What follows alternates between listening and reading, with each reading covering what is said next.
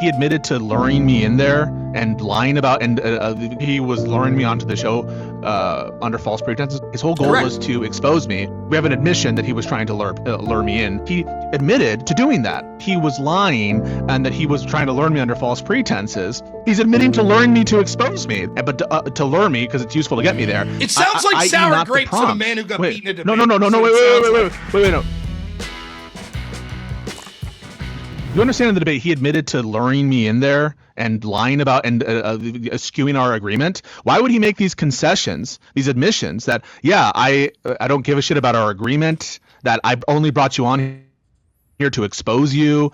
Those are his statements, and you're here like preposterously arguing that this was just a good faith disagreement about the meaning of the prop. He's admitting to lying, Rob. No. He's admitting to luring me to expose me. How can you interpret it the way that you are? It's not, again, I don't know that what the exact point of what he said he was lying. I think it's clear by the thrust of what he's showing is that he gave you the opportunity to have this good faith discussion. If it was really just, let me finish, if it was really just a plot to just lie and talk about nothing that was totally relevant, why did he give you the option to say, of course, let's do the 4-person pack? You don't think that I'm sorry. Of course, I concede that the 4-person pack is bad. Of course, I concede that. You don't think that he would have legitimately said, excellent, let's talk about the 1-person pack? I mean, I'm not sure, but he knows that I support. No, because he knows that I don't condemn that plan, right?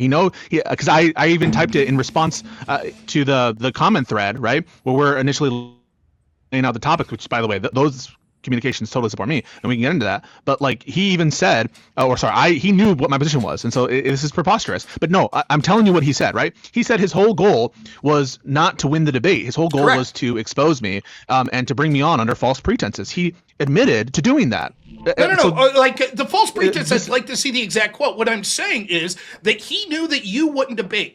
The false pretense is this. It's self-defense. It's reciprocal. Maybe those are terms you know about, right? Because he knows that you're not going to actually argue the plan that you really believe. And so he's like, I want to argue what you really believe. So he set a prompt that technically meant that he would be justified. If the prompt was the original prompt, then all of his arguments would not have been germane. So he intentionally asked for a change of the prompt and told you, you take it how you want, knowing that he didn't give a fuck if you were going to argue only one person. He was going to argue against what you really believe. If you acknowledged, actually, I don't believe that and I condemn it, then he would have argued your interpretation of the prompt. It sounds like sour grapes from a man who got beaten at a debate. Wait, no. So, I mean, no, that's not at all what's going on here. Are you acknowledging, do you have a position on whether he was luring me onto the show under false pretenses or not? No. I don't think he did lure you under false pretenses. And again, I think in the heat of the moment, he said some dumb shit, but I don't think it's false pretenses. If he did, would it change your mind? Define the false pretense. It depends on what. With dishonest intentions not to argue a specific proposition, which again would be so you're saying that he is interpreting the proposition one way. That's explaining why he's doing the things he's doing, and I'm saying that's not the best read on Ryan's point of view. I disagree. Because he's no, but I'm asking you if you were convinced that he was lying and that he was trying to lure me under false pretenses, then would you be convinced actually that isn't explaining what's going on here, is a difference in the semantic interpretation, that he was that's not what's explaining what's going on. I'll answer this with caveats. Yeah. It would depend. I could think of hypothetical situations why that wouldn't be the case, but I would say overwhelmingly, normally that would be the case. However, I will disagree. Even if he said, I lied, it was false pretenses, or I don't give a shit about the prompt, I think you chalk this up, given the thrust of what he's arguing, and as we've all seen, it is within the thrust and encompassing in the debate, and he offered to debate your specific prompt if you rejected these things. I think that it is clearly not that it was false pretenses, that he showed you and flagged early and often that he was going to... I understand that you're saying if, and I answered that portion. I'm now making the argument. I don't think that he did lure you in under false pretenses. He was arguing the topic. The false pretense is, this is why I would say no to the if, right? Let's say that the topic is, let me just think of something hypothetical. The topic is, should we elect a Democrat as president, right? And yeah. you're like, I don't know, who do you like? Buttigieg? You're a Buttigieg man, aren't you? You're booty man. Yeah. That's really? That's who you want? Are you asking me? Yeah. Like, who do you want for president? Like, I don't know. Chris Murphy. I like John Ossoff, AOC. AOC, threw that in quick. Anyways, let's say AOC, right? Like, and you're like, I want AOC, right? And I'm like, oh, AOC's the worst. She's the fucking worst. Yeah, I'll debate you on that. And you say, no, I don't want to debate that. But I'll debate, should we have a Democrat as president, right? And I'm like, okay, fine. And I stand up in that debate and say, AOC fucking sucks. We should never elect her, and that's who Pisco really wants. Yeah. And I say, I brought you in under false pretenses. Even if it's false pretense, my argument's still within the scope of the debate topic. No. So sorry, I don't think you understand what I was asking. And maybe Avi, it's better if you understand me. It's just make sure that I'm getting through.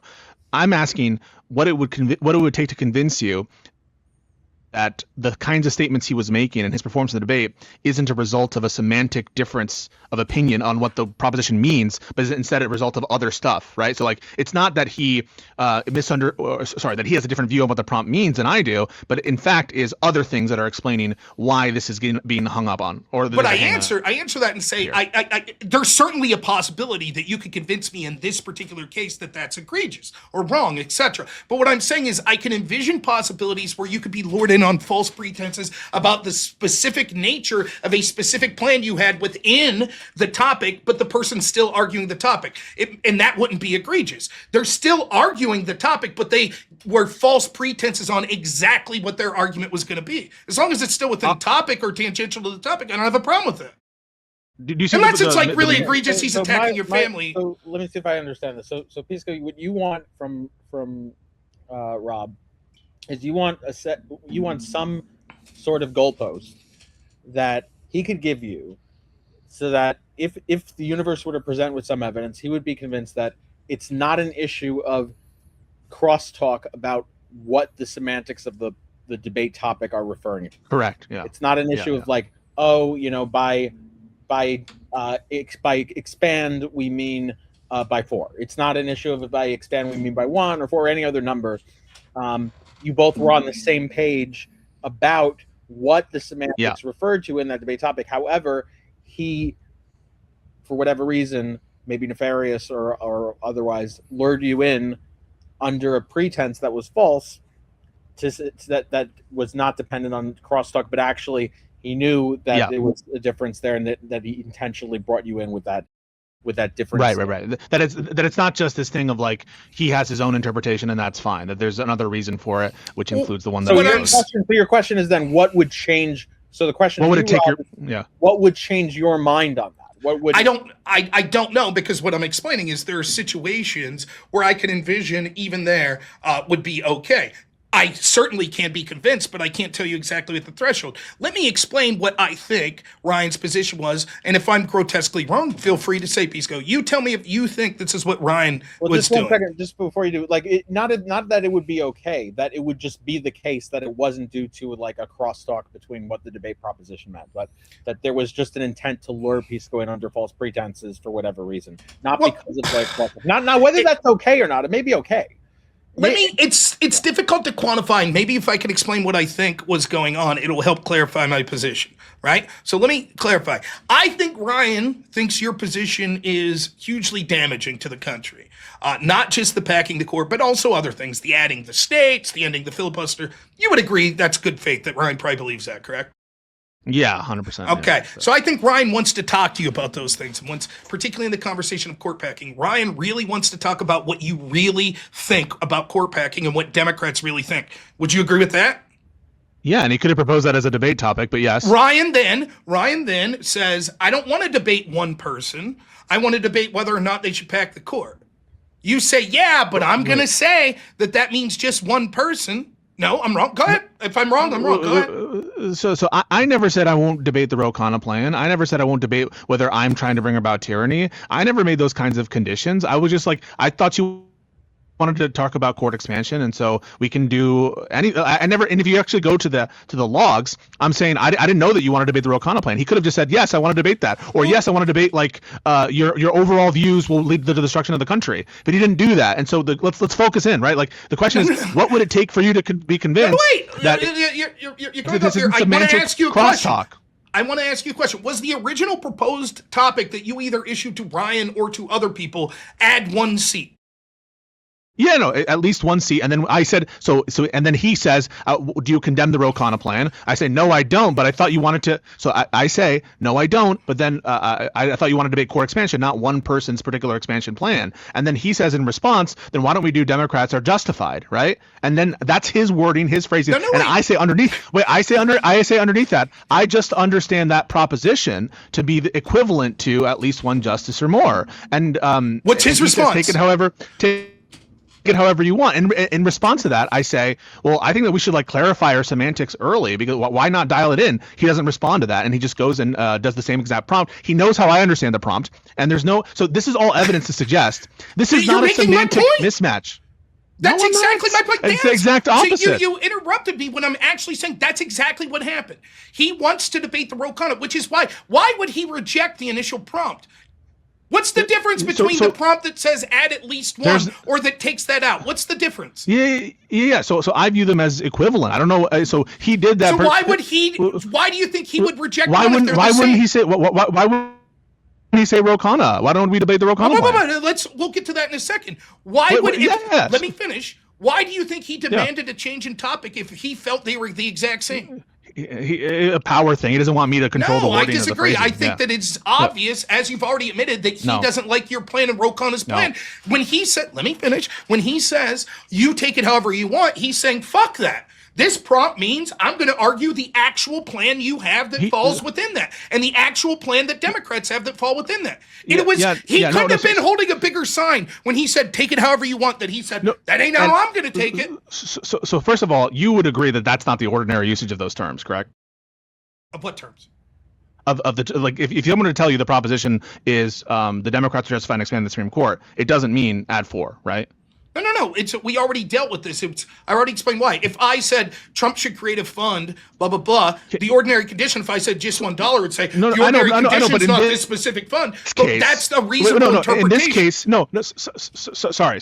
So if you were to be provided in this real world with a prompt about Democrats being justified in expanding, would you understand that as being just Ro Khanna's plan? One Democratic member. I would understand it. I would understand it as one of the two following things: either the person I'm debating's what they really believe, because I assume good faith with almost everyone I debate, or I would assume it as the plan that's being suggested by the Democrats. I'm unaware of the plans that are being suggested by the Democrats that's just add 1 seat. So I would not interpret that as just add 1 seat, specifically when there was an ask and a change of the prompt that originally said 1 seat. I would say, reasonable reading of this prompt is no longer that then. Wait, why wouldn't he just say, I want to debate the Ro Khanna plan? Because his point was that you're going to hide. What he's arguing is that he didn't even offer that. I don't know. It's clear. I think the point was I'm giving you an explanation that makes more sense than the explanation. That might be consistent with leading under false pretenses, though. So let's say, let's say he believes that. He say, okay, well, I believe that Pisco said talking about one person. I want to debate the actual plan unless Pisco disavows it. So I asked Pisco, do you disavow it? No. Okay. Well, no, then I'm going to change the debate prompt. You can take it however you want, but I'm going to take it however I want, and I want to debate the four. So is that false pretense? Now there's two hypotheses to take that. One of them is false pretense. I don't think so. Well, one of them could be false. There's two readings of that situation. So I'm just no. It's fine. There's two. There's more than two theories, but go ahead. Sure. Yes. Well, I'll make them exclusive. I'll make them mutually exclusive, so there aren't. But on one of them, there is a false pretense. On other them, there's not a false pretense. Okay, mutually exclusive. Now, among the non-false pretense, there's all sorts of things you could say. Okay, well, I understood that. Pisco and myself, we both understood that, had the same understanding that Pisco is going to take it how he wants, and I'm going to take it how I want. And we're both understanding. That's not false pretense. That's correct. Him thinking that Pisco just interpreted the way he interpreted.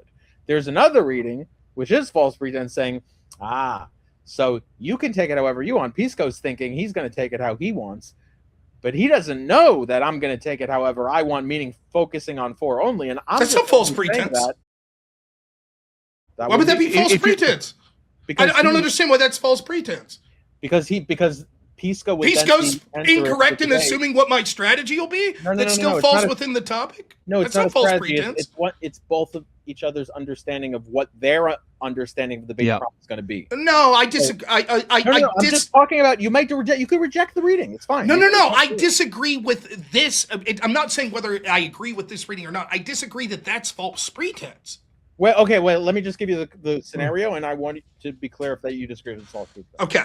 So let's say I give someone a debate prompt, and we're not on the same page of what the debate prompt means, and I know that that person has an understanding of what my understanding of the debate prompt is that's false, and I go with it anyway. So I think this person isn't going to interpret the debate prompt in a way that's not true, but I'm fine with that because I want to debate it my way anyway. That's not false pretense. It's not false pretense? No, let me explain why. How is it not? Let me explain why. Did you ever do these like mini debates where they'll just come up with a topic in the moment? You know what I mean? I do these all the time. You do these panels and they'll be like,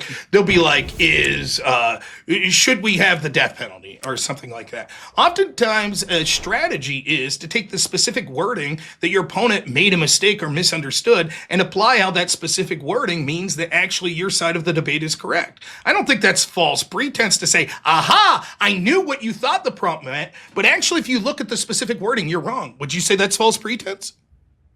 I wouldn't. False pretense would be Ryan. I'm sorry. False pretense would be this. Ryan says, sure. You take it however you want. And then you go in and read your prompt and Ryan stands up and says, you're a shitty husband. No, and I really want to tell that's false pretense. No.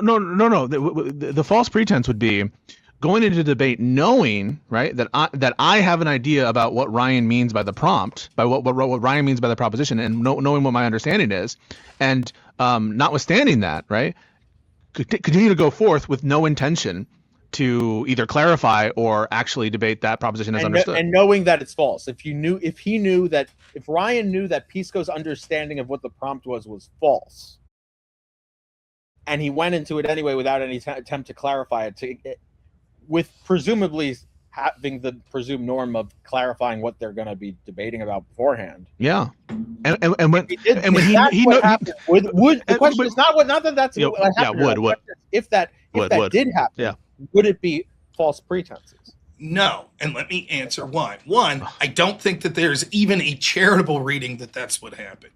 So I will argue. I understand. If Pisco, please. I just want to let it know because what happens is we deal in these hypotheticals enough and then an audience that isn't paying attention accepts these things as true because they don't hear 40 minutes later when I get to and it didn't happen. So I want to clarify at the outset that I don't believe that's what happened. That's okay with everyone, right? Then I say, even if that is what happened, I again think that it's not false pretense.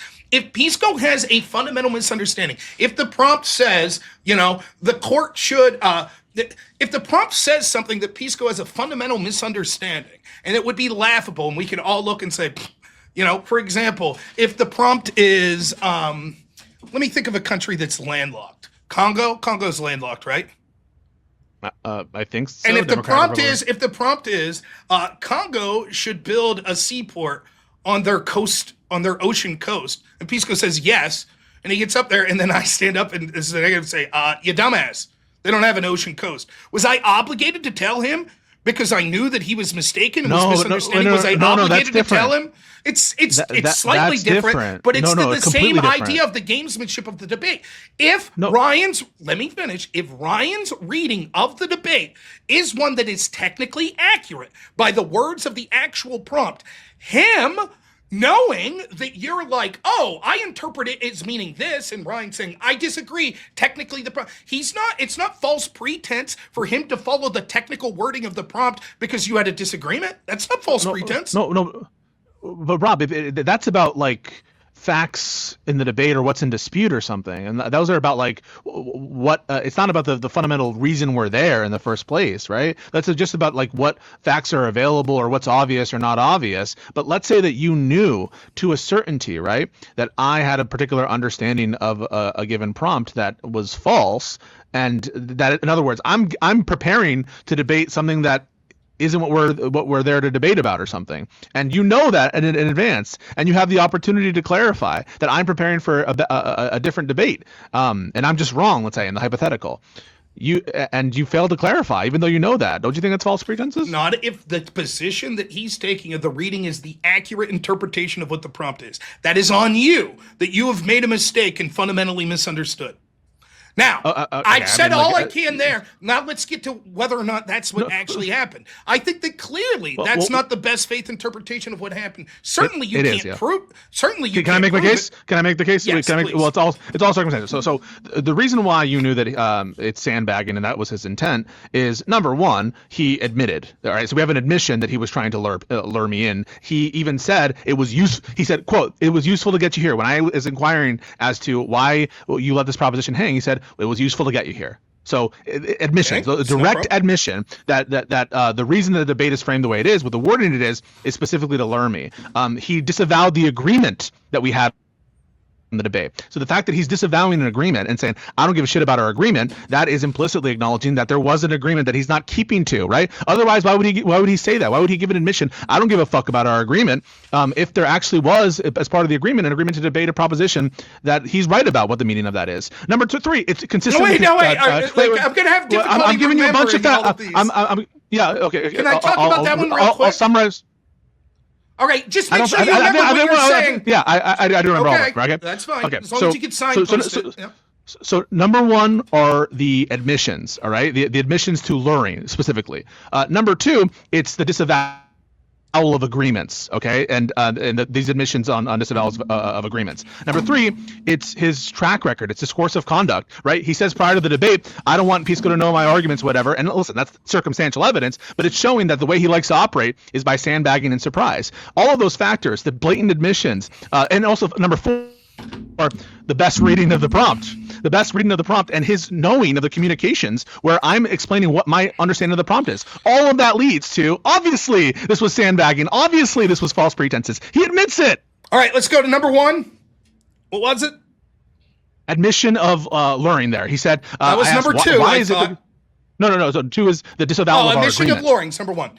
Yeah, people lure people in debates all the time. It's not disingenuous or anything like that. Of course, there's nothing scummy about saying, "Hey, I wanted to bring you into this." Let me finish. I sit there and let you go on at great length, right? No, you're not understanding that. I want to correct. I do understand. Let me me steal in your position. You tell me if I go for understand. Okay, what you're saying is when he said lure, that means that he had false pretenses because instead of just saying, "Would you like to do a debate?" he made it seem like you were going to be debating something different. And when he says lure, that's so he could debate what he actually wanted, which is not what you I don't think it's quite right. No, it's the admission of like, why did you sign on to this proposition, this specific proposition?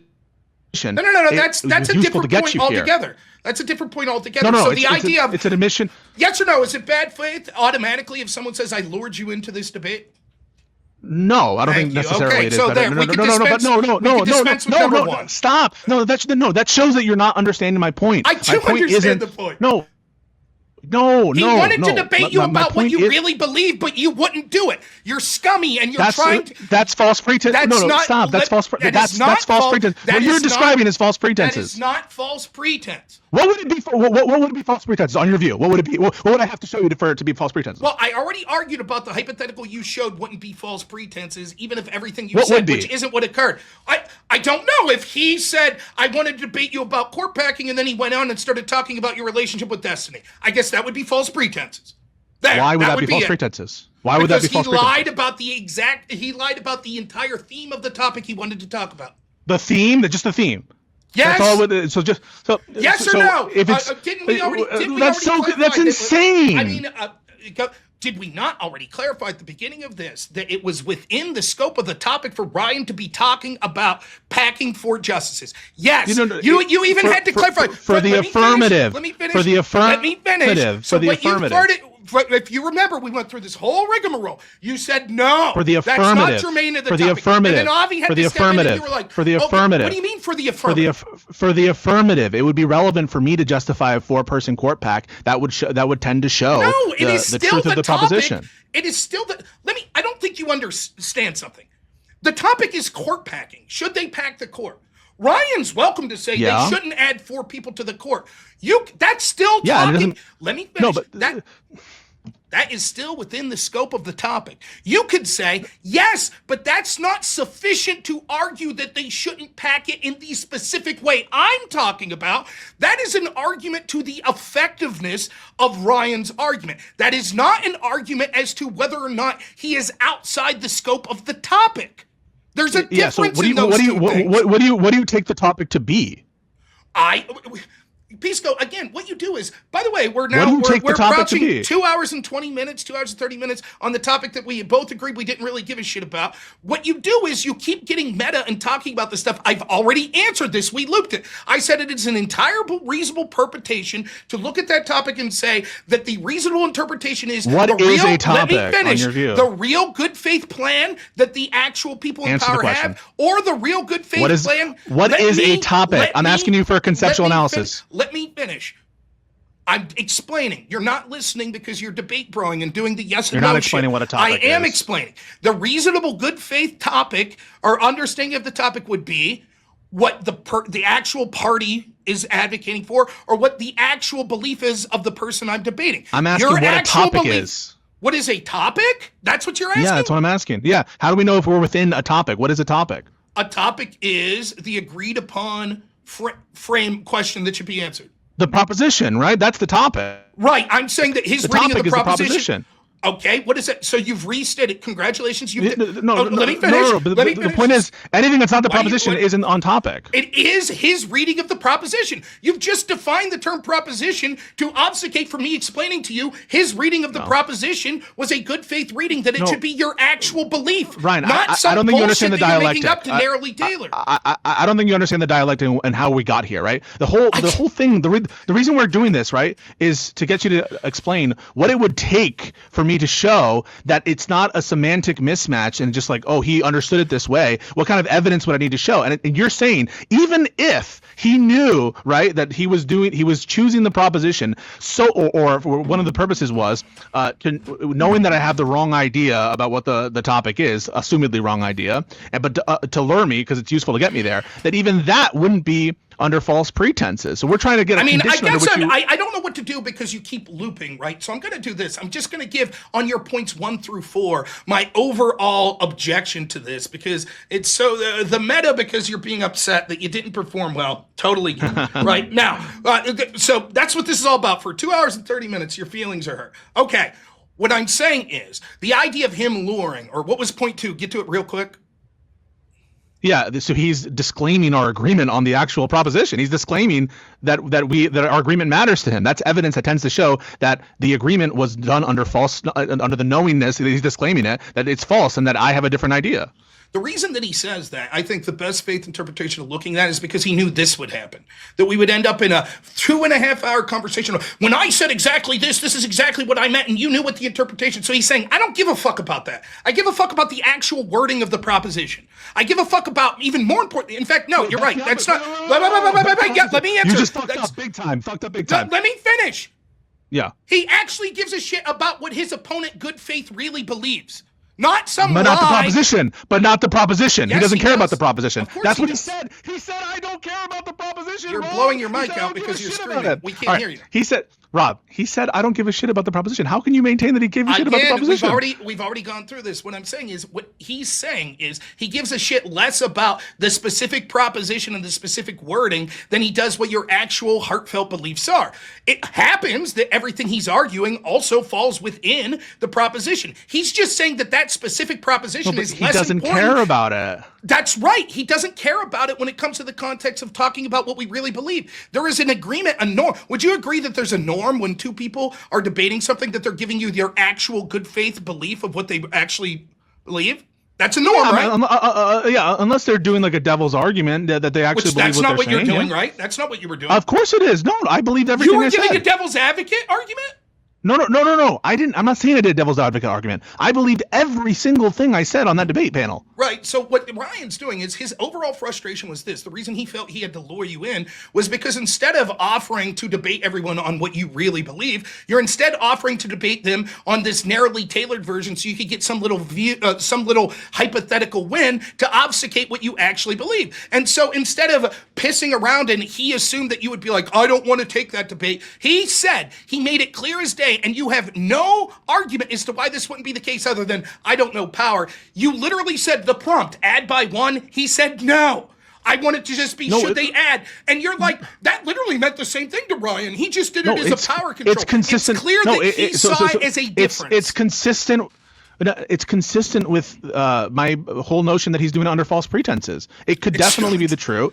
Yes, because he's trying to, and this is why it's consistent, right? By introducing the reason I chose one, at least one, is because it's really, really clear. Okay. Now the Democrat, you would agree, it's more clear, it's less ambiguous. I would even grant that than the Democrat justification one, right? So that's the clear language. Now he moves to more unclear language, and I'm like, well, even though it's more unclear, I understand it. The exact same thing. To me, it's the exact same thing.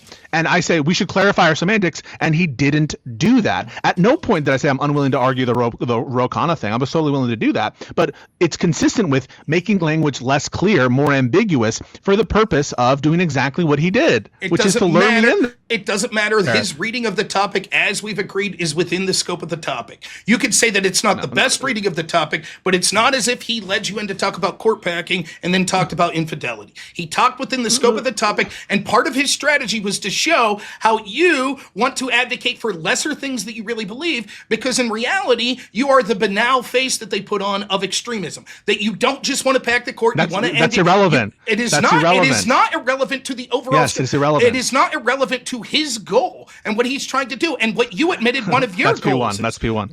What you admitted that what, again, you could say it's P1. I'm explaining what you wanted to move off of P1. Let me finish. And what you explained was part of your goal, which is to motivate people to go out and vote. His argument is, I am arguing within the scope, and part of arguing within that scope is to show the actual bad faith hiding what this guy really wants and the extremism that he's really advocating for. There is no reason that that's not germane. Pause. So it could be true that I'm bad faith and everything, and the proposition can still be true, correct? Correct. Okay. So isn't that, so if it's the case that you grant, right, that I'm bad faith, you grant that I'm a liar, you grant that I'm hiding my power level, all these things are untrue, by the way, completely untrue. And I've been standing, so for example, the reason you know it's untrue is the minute he asked me about the Ro Khanna thing, one time I said, I don't disavow it. That would be one plan I would support. So I'm not hiding my power level. And in fact, on the tweet where he was responding, he knew exactly that what my position is. So there's no hiding of anything. If I may, even putting that aside, it could be true. All that stuff could be true, and it doesn't change whether the proposition is true or false. It doesn't lower or raise the credence at all. Two things. One, I promise I'll never use your name and the word power level together in a sentence. But just a little joke there. Secondly, okay. we already went through this with the Trump funding plan. You would say, well, your reasonable interpretation would be the funding plan that already exists. Wouldn't I say, even if I'm being bad faith and all that, does that mean that the reading is technically true of the prompt? I could be bad faith. Yes, the answer would be yes. But that doesn't mean that you would be unjustified saying, this is fucking slimy. My reading of the prompt's probably a better reading than the technical, this is what it technically says reading. That was Ryan's argument. He knew what I'm ready to move on to the other debate. Listen. I also want to do that.